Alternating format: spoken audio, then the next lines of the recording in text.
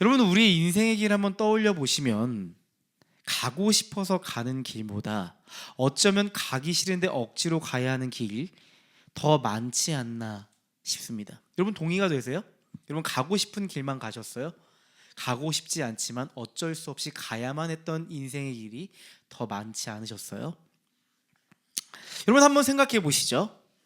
지금 여러분의 인생에 가고 싶지 않은 길이 놓여 있습니다. 정말 가고 싶지 않습니다. 여러분, 이런 상황에서 어떻게 하시겠어요? 한번 선택해 볼까요? 선택 한번 가져와 봤어요. 자, 내가 가고 싶지 않은 길이 있는데 어떻게 할 것인가에 대한 선택입니다. 1번, 가기 싫어서 회피하고 도망쳐 버린다. 한번 손 들어 보시겠어요? 아름이는 도망쳐 버린다. 좋습니다. 그러면 나는 그냥 상황이 몰아가니까 떠밀려서 간다.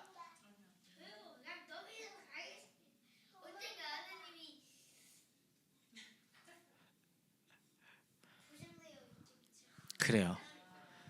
여러분, 우리는요 1번 혹은 2번을 선택하며 살아가지 않나 싶어요. 가기 싫어서 회피하고 도망가시는 분들도 계시겠고요.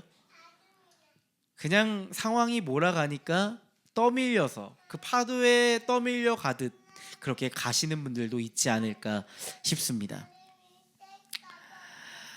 제가 내담자들을 상담하다 보면 이 두 가지 반응이었던 것 같아요.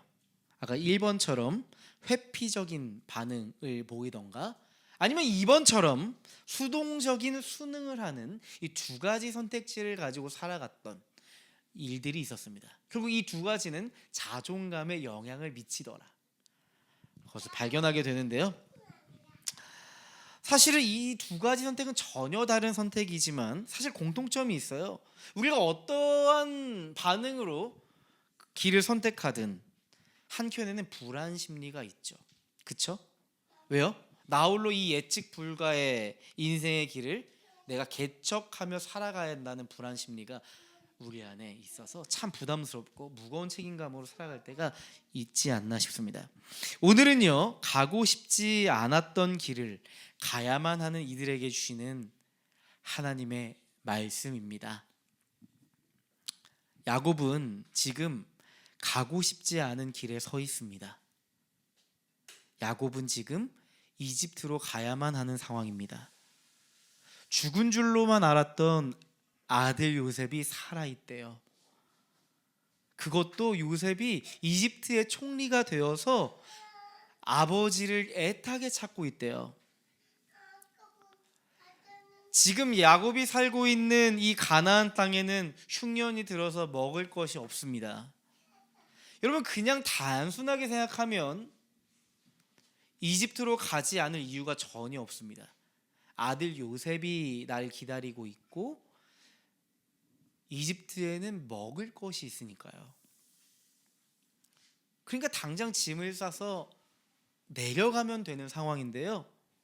그런데 야곱의 마음이 그렇게 단순하지 않았습니다. 야곱의 마음에는요 아주 복잡한 마음이 있었거든요. 야곱의 복잡한 마음을 느낄 수 있는 그 장면이 말씀에 있습니다. 1절 말씀 한번 보실래요? 다 같이 한번 읽어보겠습니다. 이스라엘이 식구를 거느리고 그의 모든 재산을 챙겨서 길을 떠났다. 부엘세바에 이르렀을 때에 그는 아버지 이삭의 하나님께 희생 제사를 드렸다. 그러니까 짐 다 챙겨서 이사 준비해서 이집트를 떠나려고 하는데요. 갑자기 부엘세바에 멈춰서 희생 제사 예배를 드렸다고 하고 있습니다. 느닷없이 부엘세바에 멈춰서서 예배를 드립니다. 여러분, 언제 예배를 찾으세요? 한번 생각해 보실래요? 그냥 일상적인 루틴으로 주일에 눈을 떠서 예배에 오시는 분들이 있지만 우리가 어느 순간에는 굉장히 예배를 찾아요. 주중에도 예배를 찾고 주일 예배를 기다리는 때가 있어요. 언제 예배를 찾으셨어요? 이런 순간이죠. 내 인생엔 예배가 필요해 라는 생각이 들 때가 있습니다. 초월적인 하나님의 은혜와 소망이 지금 내 인생에 필요하다고 생각이 들 때 그때 예배를 찾습니다. 더 심플하게 얘기해 볼까요? 내 삶이 지금 너무 복잡해요. 다 꼬여 있는 것 같고, 특별히 너무 찝찝할 때가 있어요. 인생이 찝찝하고 막 싱숭생숭할 때가 있어요. 마음이 심란할 때가 있어요. 도무지 마음이 정리가 되지 않을 때가 있지 않으셨어요? 그때 우리는요, 왠지 예배를 가야 할 것 같은, 초월적인 하나님을 찾아서 내 인생을 걸어가야 될 것 같은 그런 생각이 드는 거예요. 이집트로 가던 야곱이 그 가던 걸음을 멈추고 부엘세바에서 예배를 드릴 수밖에 없는 야곱의 마음이 전 느껴졌습니다. 야곱의 마음 깊은 곳에서는요, 두려움과 염려가 있었던 겁니다. 어떤 염려와 두려움이었을까요? 지금 야곱이 본래 살았던 땅은 어떤 땅이에요? 하나님이 약속하신 땅입니다. 여기는 하나님이 우리에게 주신 약속의 땅이잖아. 먹을 것 없다고, 요셉이 거기 있다고 이렇게 그냥 훌쩍 떠나도 되는 걸까? 이게 정말 하나님 보시기에 괜찮은 걸까? 이런 염려와 두려움이 생기는 겁니다. 이 두렵고 찝찝한 마음이 야곱을 붙잡았던 겁니다. 그리고 그때 한 가지 사실이 야곱의 머릿속에 번뜩 떠올랐던 거예요. 자,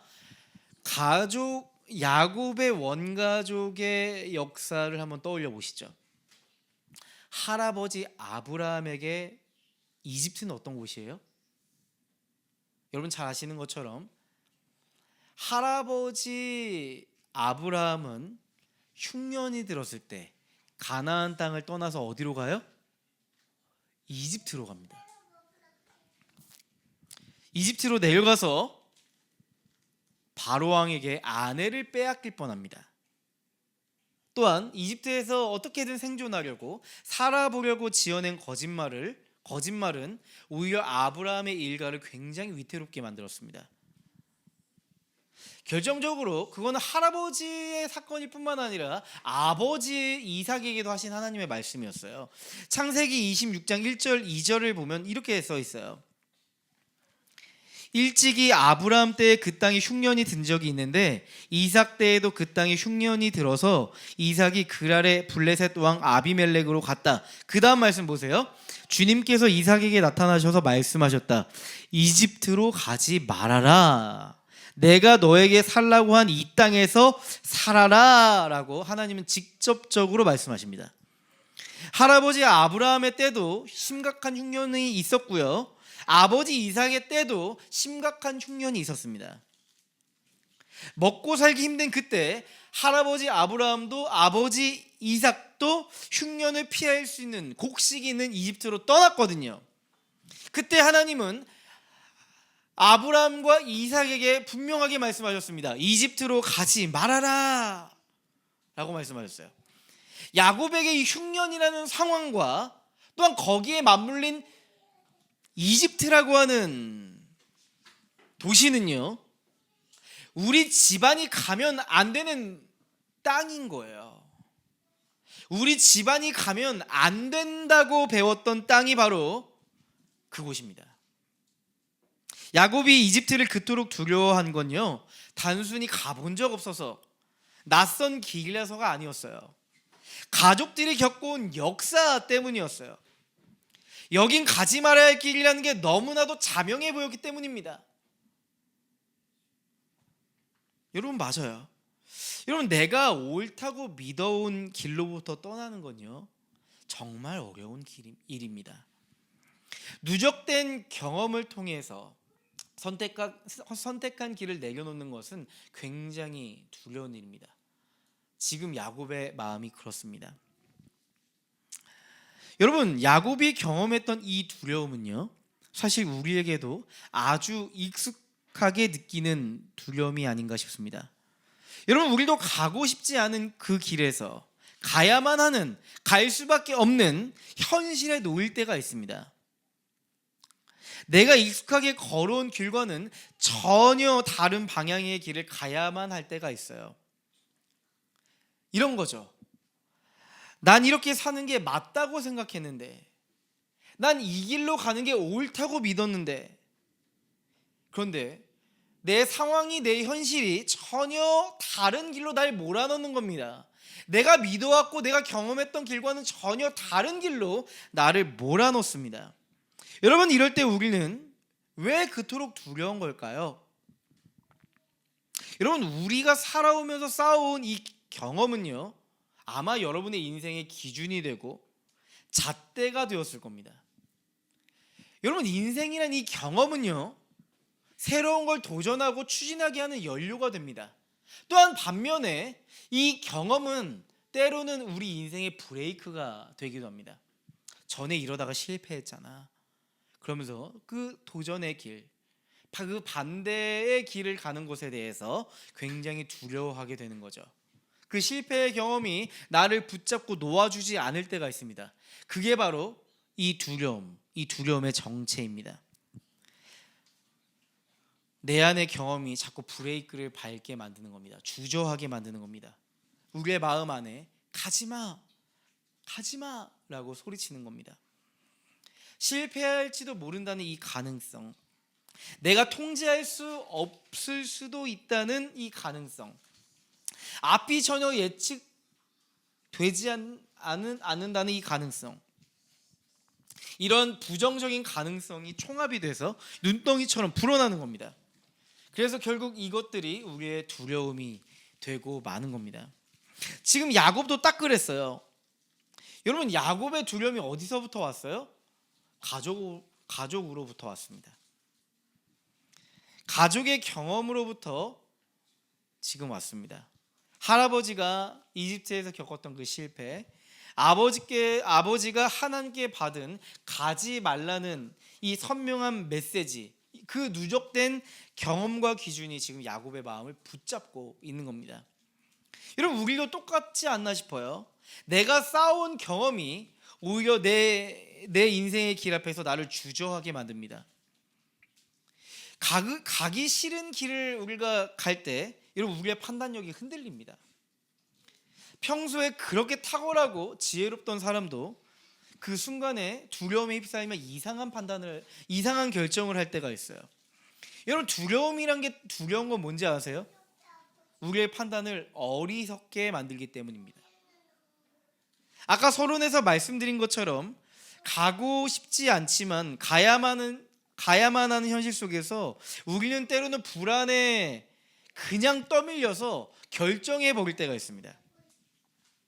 이런 불안이, 내 상황이 나 대신 결정하도록 우리는 놔둬버리는 거예요. 내 인생의 운전대를 놔버리는 겁니다. 또한 아무 생각 없이 그냥 받아들일 때도 있어요. 여러분, 근데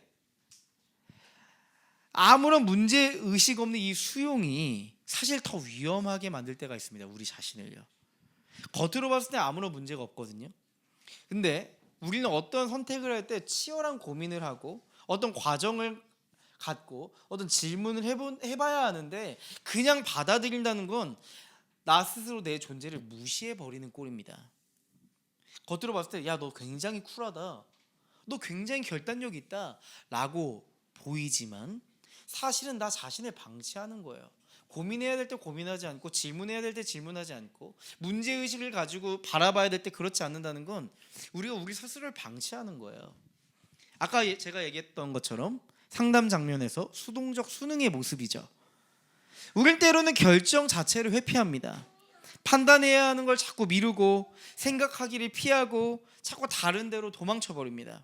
그게 당장은 편한 길이라고 생각이 들기 때문이죠. 하지만 여러분, 문제는 그대로 남아있을 겁니다.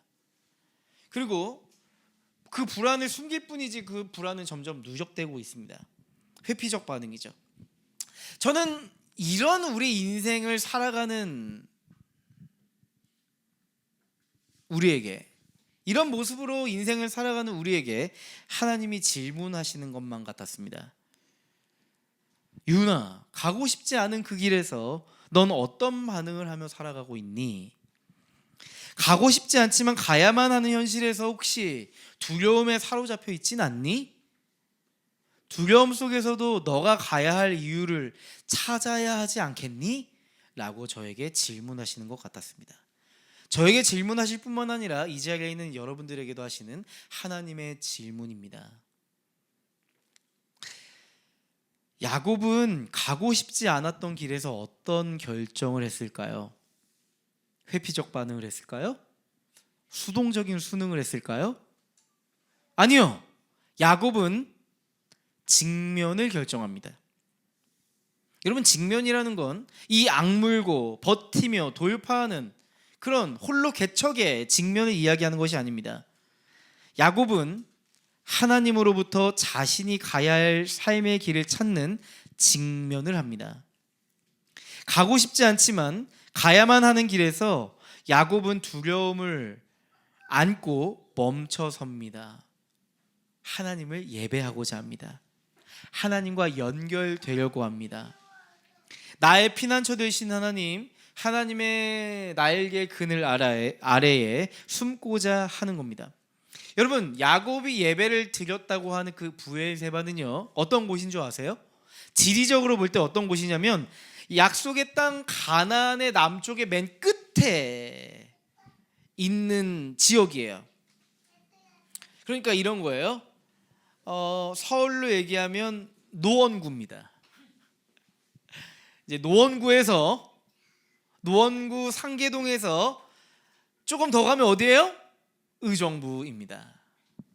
자, 서울 구로구에서 오류동에서 한 발자국 내딛으면 어디예요? 부천이에요? 네. 시흥이에요? 네. 그렇죠? 이런 거예요. 지금 브엘세바라는 지역은 이제 브엘세바를 넘어가면 이제 가나안 땅, 약속의 땅을 벗어나는 겁니다. 그 경계선에서 예배한 겁니다. 얼마나 찝찝했는지 아시겠죠? 이게 아니면 빨리 집에 가고 싶은 거예요. 여러분, 근데 또 한 가지 주목해야 할 포인트가 있어요. 여러분, 브엘세바는 사실 야곱에게 굉장히 특별한 지역입니다. 여러분, 야곱이 한참 방황하던 때 있죠. 욕심 많고 장자권을 빼앗고 싶었던 그때가 있잖아요. 야곱이. 그 절정이 언제예요? 형이 받아야 할 축복을 대신 가로챈 그때예요. 여러분, 그때 바로 야곱이 브엘세바에서 떠났습니다. 브엘세바에서 이제 길을 나서요. 그리고 이 브엘세바를 떠나서 야곱은 낯선 하란 땅으로 도망칠 때 그 두려움의 길에서 하나님을 인격적으로 만나잖아요. 기억나시죠? 그러니까 야곱의 신앙이 시작된 그 출발점이 브엘세바라고 볼 수가 있어요. 그때 하나님이 야곱에게 뭐라고 하셨죠? 야곱아, 내가 너와 함께 있어서 네가 가는 모든 길에서 널 지킬 거야. 이런 말씀을 해주셨습니다. 야곱이 두려움에 떨면서 돌베개를 베고 자던 그 밤에 하나님은 야곱에게 이런 말씀을 해주셨어요. 그러니까 야곱에게 이 브엘세바라는 곳은 내가 가장 두려울 때 하나님을 경험할 수밖에 없었던 그런 자리였습니다. 가장 내가 두렵고 마음의 정리가 안 된 그 순간에 자신의 신앙이 처음 시작된 그 자리로 돌아가고 있습니다. 그러니까 초심으로 돌아가는 겁니다. 초심. 하나님, 제가 하나님을 만났던 그때처럼 다시 여쭙습니다. 정말 제가 이 길로 가도 되는 겁니까? 라고 묻는 거예요. 여러분, 이게 건강한 신앙입니다. 질문 드리고 싶습니다. 여러분이 두려울 때 여러분은 누구를 찾고 있나요? 여러분은 무엇을 찾고 있나요?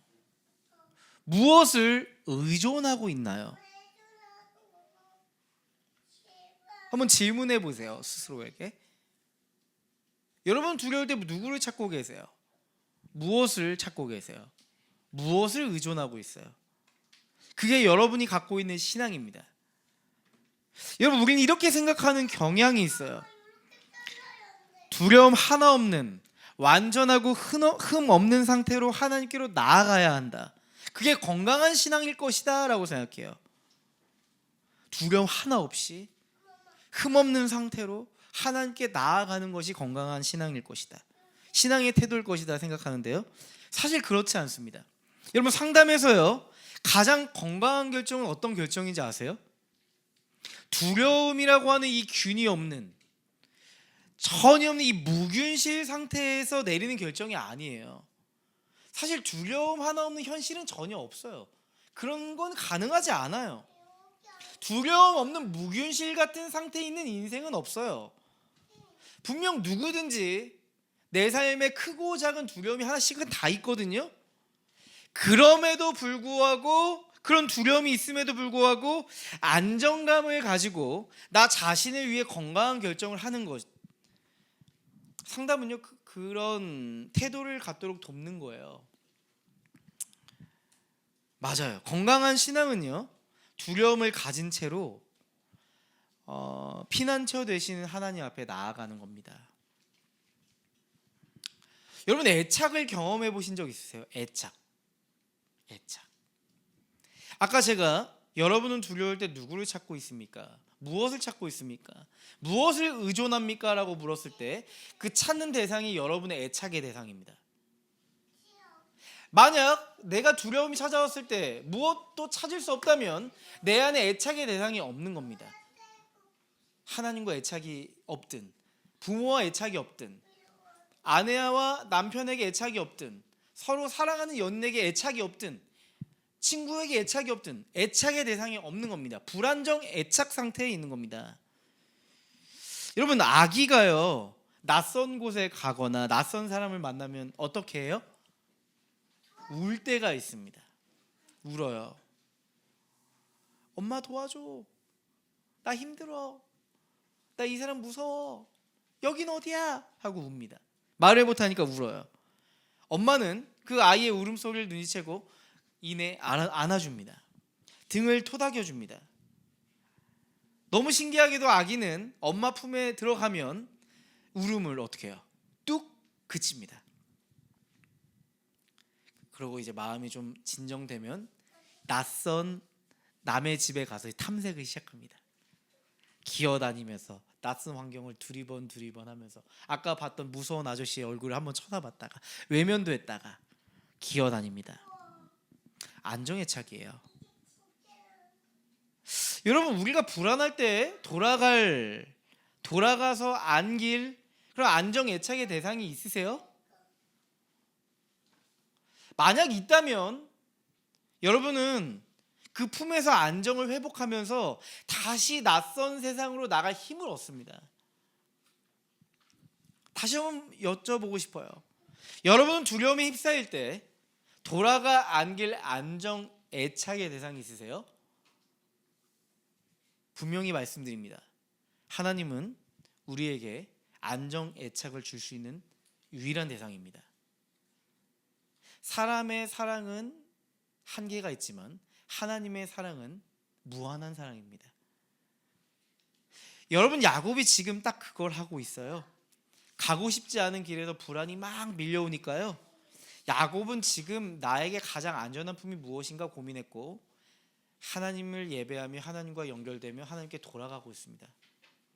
여러분, 불안정한 인생의 현실 한복판에서 안정 애착이 되신 하나님께 연결되고 있는 거예요. 그렇게 야곱이 하나님께 예배하고 있는데 하나님이 야곱을 부르십니다.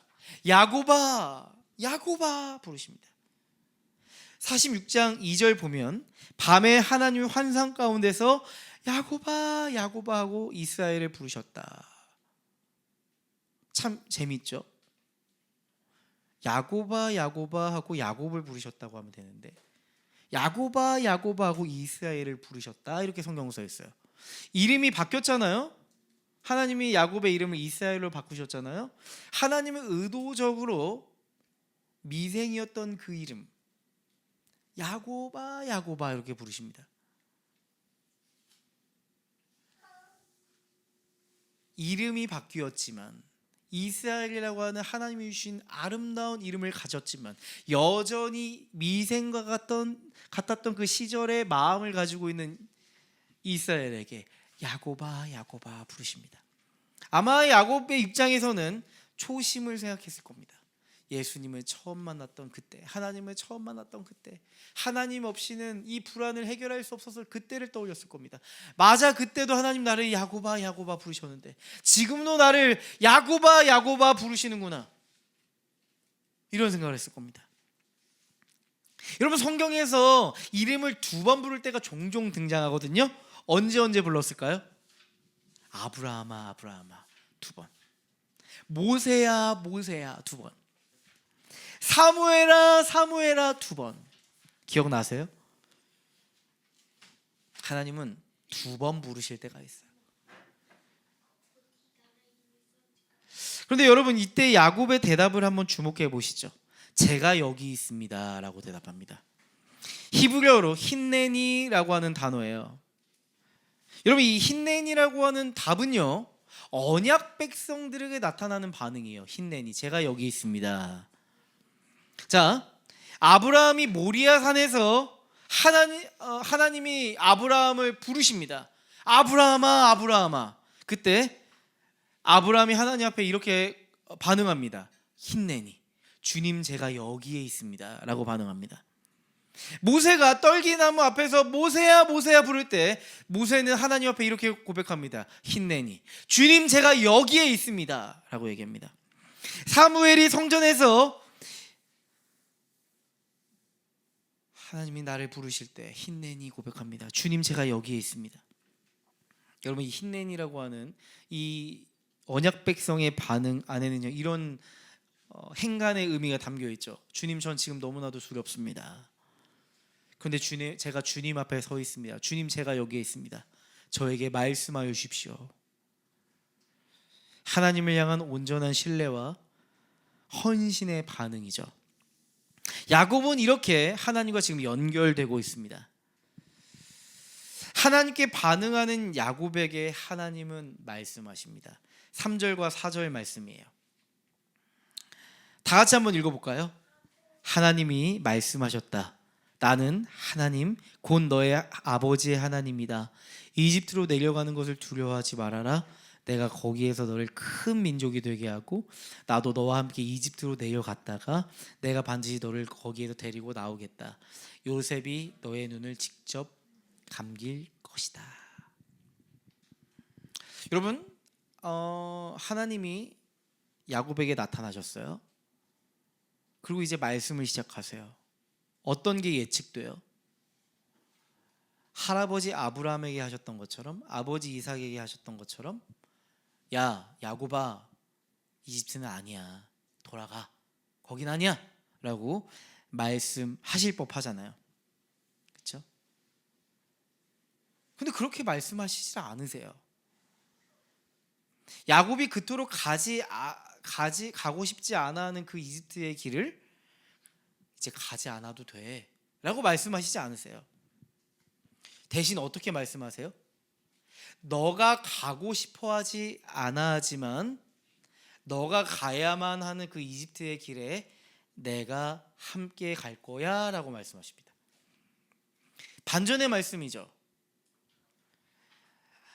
아브라함과 이삭에게는 이집트로 가지 말라고 하셨는데 야곱에게는 이집트로 가라, 내가 너와 함께 하겠다고 하십니다. 여러분, 하나님은 우리의 두려움을 이렇게 다뤄가십니다. 이런 방식으로 다뤄가세요. 여러분, 어떻게 기도하세요? 두려움이 찾아왔을 때, 내가 가고 싶지 않은 길에 섰을 때 어떻게 기도하세요? 하나님 제발 그 길로 가지 않게 해주세요. 저 가고 싶지 않아요. 거긴 아닌 것 같아요. 이 직장은 아닌 것 같아요. 길을 좀 바꿔주세요. 이런 기도할 때 있지 않으세요? 근데 여러분, 희한한 게 하나님은 거의 대부분 그 길을 바꾸질 않으세요. 내 바람대로 응답해 주시질 않으세요. 내가 원하지 않는 그 길을 없애주질 않으세요. 근데 일관적으로 하나님 이렇게 반응하십니다. 하나님은 내가 가고 싶지 않은 길을 없애주시진 않지만 그 대신에 내가 가고 싶지 않지만 가야만 하는 그 길에 함께 가주세요. 홀로 무거운 짐 지고 가고 싶지 않은 길을 가야만 하는 우리의 인생에, 야, 내가 너와 함께 그 길 가볼게, 한번 우리 가보자 라고 말씀하시는 게 하나님입니다. 여러분, 하나님이 야곱에게 하신 말씀 중에 특징적인 표현이 오늘 있습니다. 하나님이 야곱에게 뭐라고 말씀하세요? 내가 너와 함께 내려가겠다 이렇게 말씀하세요. 내려가겠다 말씀하세요. 여러분, 근데 이 내려가다라는 말이 핵심이에요. 오늘 이 내려가다라는 말이 3절과 4절에 2번 등장합니다. 이집트로 내려가는 것을 두려워하지 말아라 할 때 한번, 4절에 나도 너와 함께 이집트로 내려갈 것이다 에 2번, 내려가다. 그러니까 이런 거예요. 야곱, 너가 이집트로 내려갈 때 두려워하지 말아라. 너가 내려갈 때. 그 다음에 4절에서는 내가 내려갈 거다. 내가 너와 함께 내려갈 거다. 이 표현을 써요. 자, 내려가다라고 하는 이 히브리어는요, 야라드라고 하는 단어예요. 이 야라드라고 하는 단어는요, 내려가다, 하강하다의 의미가 있습니다. 맞아요. 이집트는 저지대고 가나안 땅은 고지대입니다. 지리적으로 내려가는 게 맞습니다. 근데 성경에서 말하는 이 야라드, 내려가다, 하강하다의 의미는요, 단지 지형적으로 낮은 곳으로 갔다라는 의미만 가지고 있지 않습니다. 그러니까 낮아지고 초라해지고 하강의 언어로 쓰였어요. 맞아요. 야곱에게 이집트로 가는 그 길은 낯선 길이었고 초라해지는 길이었고 하강의 길이었습니다. 그런데 보세요. 하나님이 나도 너와 함께 내려가겠다고 하실 때 그 야라드는 똑같은 내려감이에요. 그러니까 너의 인생이 초라해질 때, 너의 인생이 추락하고 하강의 길에 있을 때 나도 너와 함께 추락할 거고 하강할 거고 초라해질 거야 라는 말이에요. 놀랍죠? 이 야라드라고 하는 이 히브리어의 용례를 찾아보면요, 그러니까 이 야라드라는 히브리어가 다른 성경에서 어떻게 쓰였는가를 보면 우리가 이 단어의 특징을 알 수가 있어요. 언제 쓰이냐면요, 창세기 11장에서 나옵니다. 창세기 11장에 무슨 내용이 나와요? 저는 어떻게 외웠냐면 창세기 11장은 1이 2개 길게 있죠. 그럼 뭐가 나올까요? 긴 바벨탑. 11장은 바벨탑 사건입니다. 신대원 준비하면 다 외워야 돼요. 창세기 1장부터 요한계시록 끝까지 장 제목을 다 외워야 됩니다. 미칠 노릇이죠. 그때 외웠던 게 아직도 기억이 납니다. 창세기 11장에 바벨탑 사건이 나옵니다. 거기서 하나님께서 인간들이 바벨탑을 높이 쌓아서 어떤 의도를 가져요? 하늘에 닿게 하자. 닿을 수 있어요, 없어요? 못 닿아요. 부르즈 칼리파 세워도 하늘에 하나님과 닿을 수 없어요. 그래서 하나님은 어떻게 하세요? 내려오십니다. 야라드, 내려오셨다. 야라드입니다. 자, 시내산에서 모세는 하나님을 만나러 올라갑니다. 그때 강림하셨다. 야라드. 네, 야곱이 내려가는 내리막길, 초라해지는 길, 하강의 길에 하나님도 너와 함께 하강하겠다, 추락하겠다, 초라해지겠다고 말씀하십니다. 전 설교 준비하는데 너무 이게 감동적인 거예요. 그렇지 않아요? 자, 교회는 큰 교회도 있고 작은 교회도 있어요. 저는 대부분 큰 교회에 있었기 때문에 큰 교회에 함께 하신 하나님을 생각했거든요. 근데 우리가 작은 교회를 이제 개척해서 가고 있어요. 하나님은 저 멀리서 큰 교회 하나님처럼 야, 언제 네 교회가 큰 교회가 되고 있는지 한번 보자 라고 하시지 않고, 우리가 아기로부터 시작할 때 하나님도 아기와 같이 우리와 함께 이 교회를 출발하고 계시는구나 라는 깨달음이 오더라고요. 내가 작을 때 하나님도 그 작음 속에서 함께 하시면서 그 성장의 과정을 함께 이끌어 가시는구나라는 아주 인사이트가 확 들어오더라고요, 제 안에. 근데 여기서 하나님은 끝맺음하시지 않고 이렇게 얘기하시죠. 내가 반드시 너를 거기에서 데리고 나오겠다라고 합니다. 자, 근데 여기서 데리고 나오다는 단어는 임팩트가 없어요. 원어로 봐야 돼요, 이것도. 자, 여기서 데리고 나오다라고 하는 히브리어는요, 알라라고 하는 단어입니다. 올라가다, 상승하다라는 단어예요. 성경은 의도적으로 야라드와 알라를 대비시키고 있습니다.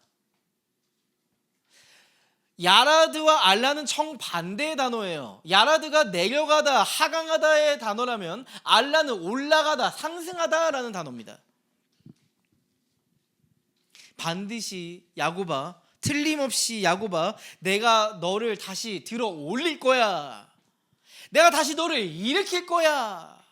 다시 너를 올라오게 할 거야 라고 말씀하시는 겁니다.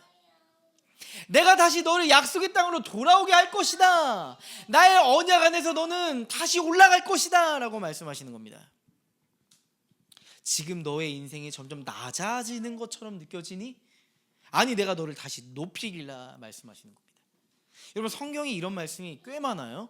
대표적인 말씀으로 제가 이걸 가져왔어요. 베드로전서 5장 6절 말씀입니다. 함께 읽어보겠습니다. 그러므로 여러분은 하나님의 능력의 손 아래로 자기를 낮추십시오. 때가 되면 하나님께서 여러분을 높이실 것입니다.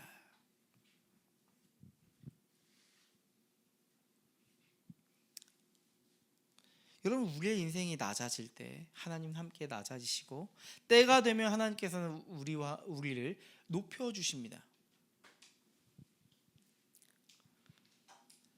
야곱은 이런 마음을 가졌을 겁니다. 제가 야곱의 위치 한번 서면서 상상해 봤어요. 이렇게 생각했을 것 같아요. 맞아, 내려가는 이 길이 끝이 아니야. 하나님께서는 반드시 우리를 높여주실 거야. 하나님은 내 삶을 높여주실 거야. 맞아. 야곱은 이제 클리어, 정리된 마음으로 홀가분하게 이집트로 갔을 거예요. 그죠? 써 있습니다. 7절 말씀. 이렇게 야곱은 자기 자녀들과 손자들과 손녀들 곧 모든 자손들을 다 거느리고 이집트로 갔다. 정리됐어요. 갑니다.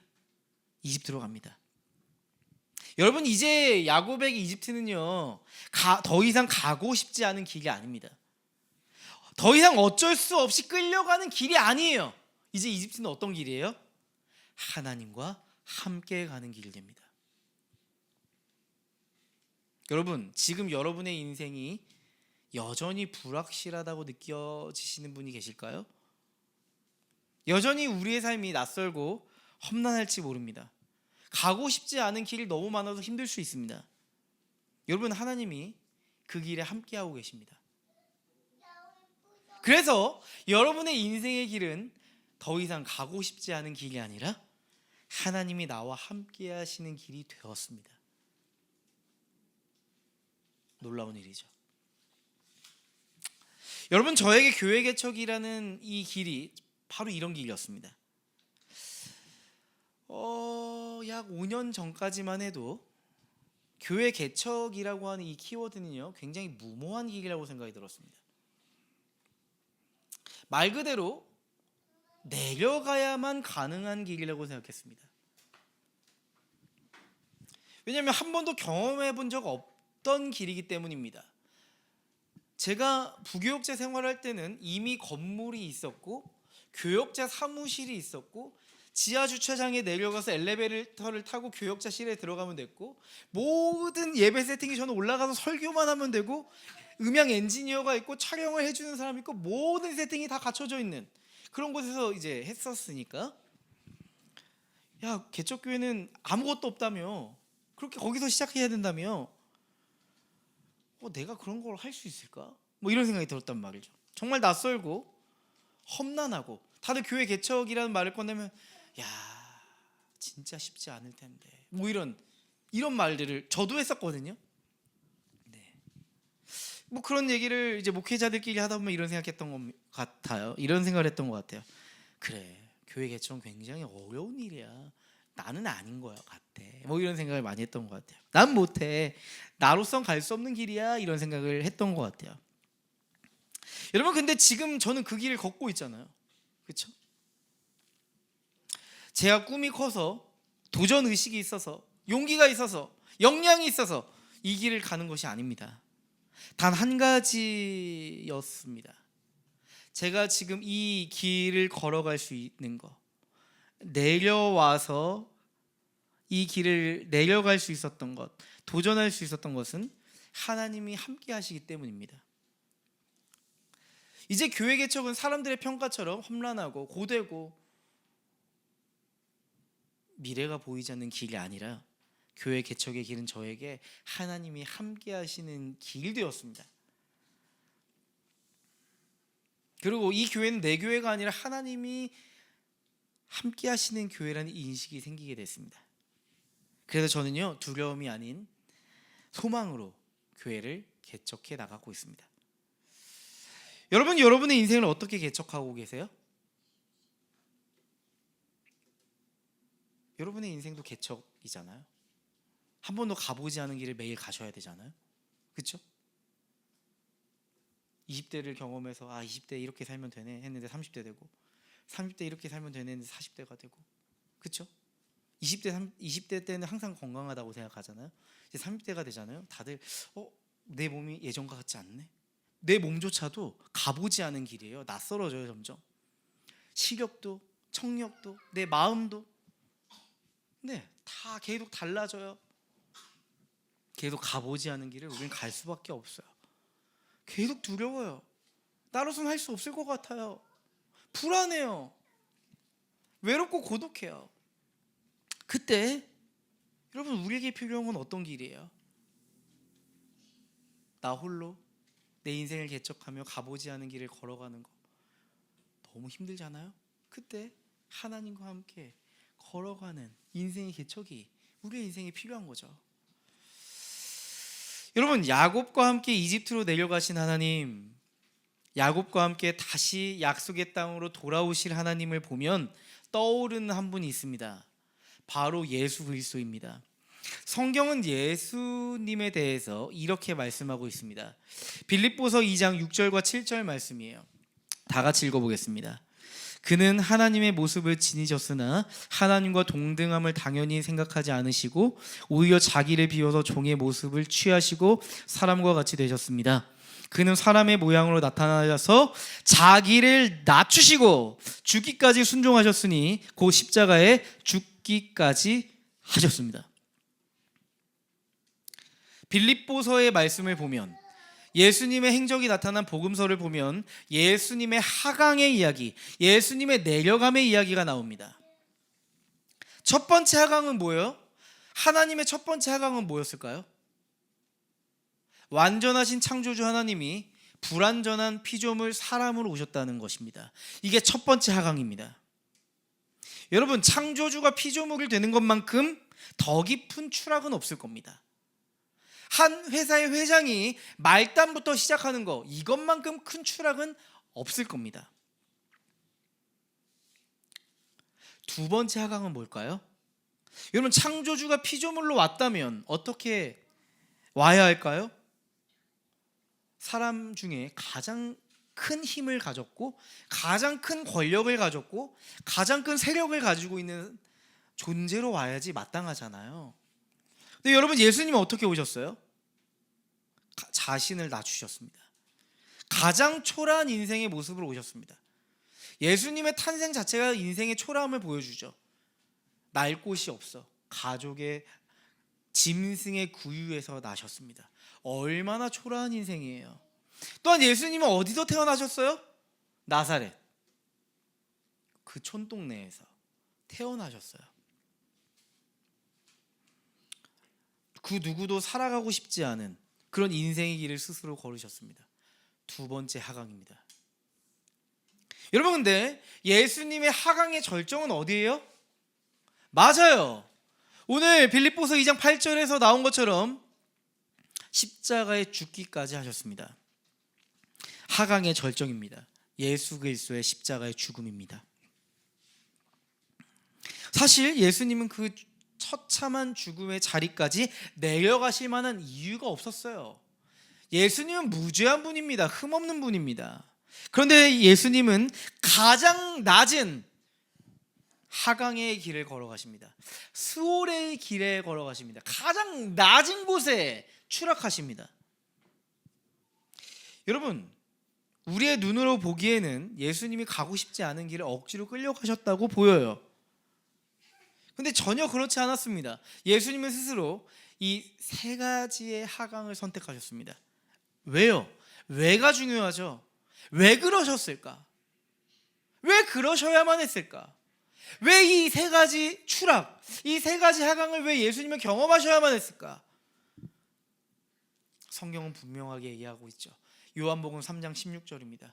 하나님께서 세상을 이처럼 사랑하셔서 외아들을 주셨으니 이는 그를 믿는 자마다 멸망하지 않고 영생을 얻게 하려는 것이다. 하나님께서 아들을 세상에 보내신 것은 아들을 통하여 세상을 구원하려고 하시는 것이다 라고 합니다. 하나님께서 세상을 이처럼 사랑하셔서 예수님은 이 세 가지 하강을 두려워하지 않으셨다고 얘기합니다. 사람으로 오시는 것을 두려워하지 않았고, 또한 초라한 인생으로 살아가는 것을 두려워하지 않았고, 십자가에 죽는 것을 두려워하지 않았다고 얘기합니다. 하나님이 여러분을 이처럼 사랑하셔서 예수 그리스도를 우리에게 주셨습니다. 이는 예수 그리스도를 믿는 자마다 멸망하지 않고 영생을 얻게 하려고 하시는 분명한 목적을 가지고 있었습니다.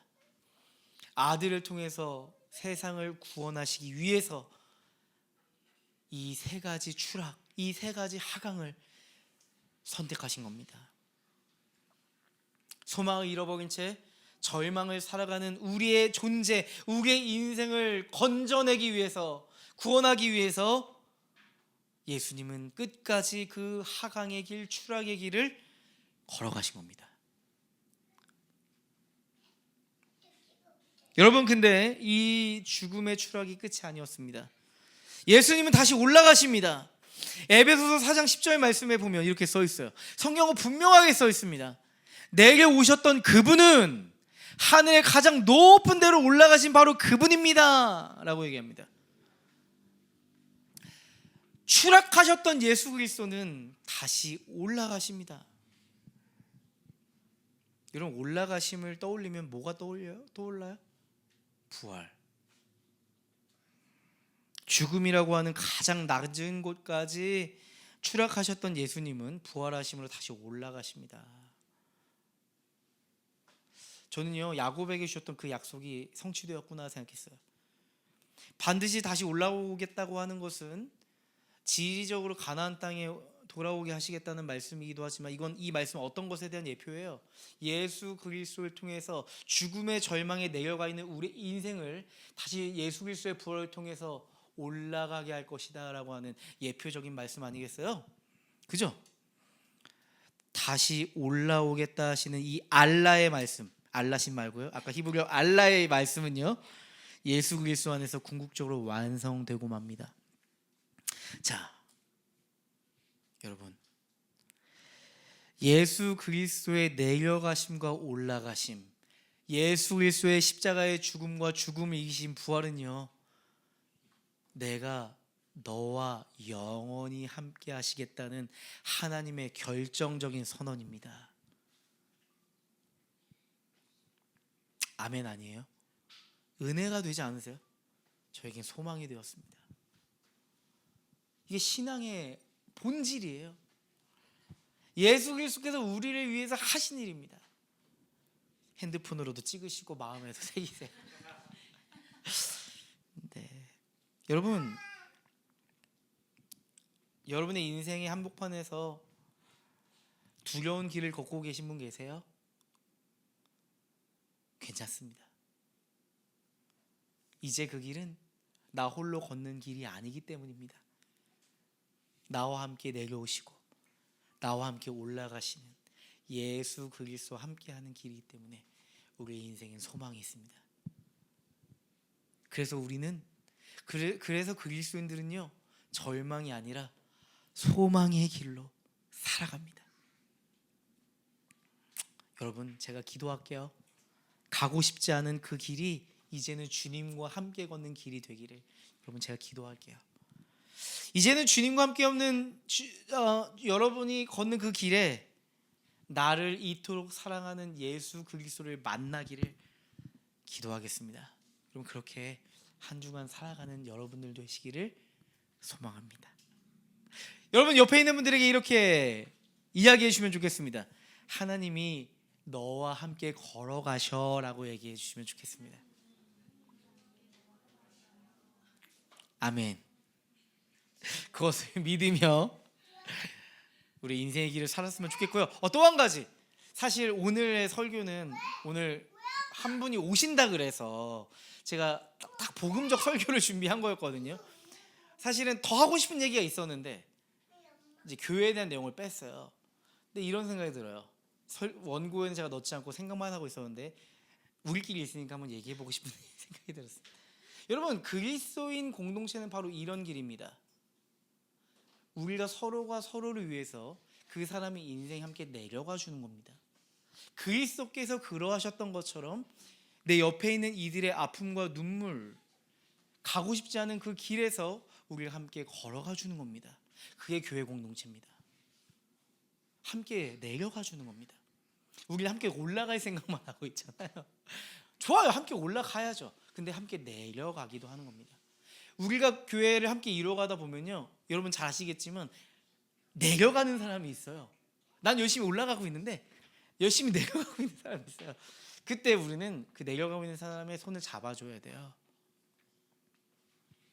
올라가고 있는 내가 그 손을 잡아줘야 돼요. 여러분, 요즘 제가 올라가고 있으니까 잡아드리는 거예요. 제가 내려갈 때 여러분이 잡아주셔야 돼요. 무슨 말인지 아시죠? 그게 교회입니다. 함께 내려갈 수 있고 함께 들어 올려줄 수 있는 그런 교회 공동체가 됐으면 좋겠고요. 또 한 가지, 하나님께서 우리 모교 모임을 사용하고 계십니다. 마음이 쉬는 시간을 사용하고 계세요. 그 자리에 오시는 분들은 모두 내려감의 인생을 살아가는 분인 것 같다 생각했어요. 하나님 그 내려감의 인생의 한복판에 있는 그들을 들어 올리시려고 모교 모임을 사용하고 계시고 모교 모임을 통해서 주일 예배로 연결시켜 가시는구나 라는 생각이 들었습니다. 결국 예수 그리스도의 내려가심과 올라가심은요, 우리 교회의 본질적인 사역이 되어야 됩니다. 내려가는 이들과 함께하고 그들을 올라갈 수 있도록 돕는 것, 복음으로. 그게 바로 우리 교회의 정체성이잖아요. 소망을 잃어버린 이들에게 복음의 소망을 전달하는 교회, 내려감의 인생을 살아가는 이들에게 올라갈 수 있는 복음의 소망을 전달하는 공동체, 바로 이것이 우리 교회가 살아가야 될 교회 공동체의 본질이다라는 말씀을 드리고 싶습니다. 함께 교회를 세우면서 살아갈 수 있어서 너무 감사한 것 같아요. 우리 옆에 있는 분들에게 이렇게 하이파이브하고 손 잡아주시면서요, 함께 교회를 세워갈 수 있어서 좋습니다.